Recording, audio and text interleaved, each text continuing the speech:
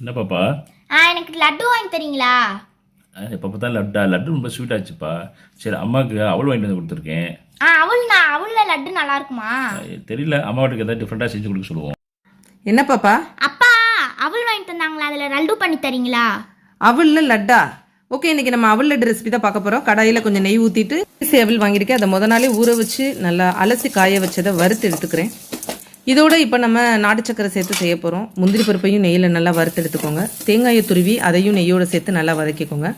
முதல்ல வறுத்து வச்ச அவலை நல்லா மிக்சியில் பொடியாக்கிடுங்க. அதுக்கப்புறம் தேங்காய் துருவலோட ஏலக்காய் சேர்த்து நாட்டு சக்கரை அல்லது வெல்லம் இதையும் சேர்த்து நல்லா மிக்சியில் ஒரு அடி அடிச்சுட்டு அதோட முந்திரி பருப்பையும் சேர்த்து நெய் தேவையான அளவு ஊற்றி இது எல்லாத்தையுமே நல்லா பிசைஞ்சு சின்ன சின்ன உருண்டைகளாக உருட்டி எடுத்தோம்னா சூப்பரான அவல் லட்டு ரெடி ஆயிடுச்சு. இது ரொம்ப ரொம்ப ஹெல்த்தியான ஒரு ஸ்நாக்கு.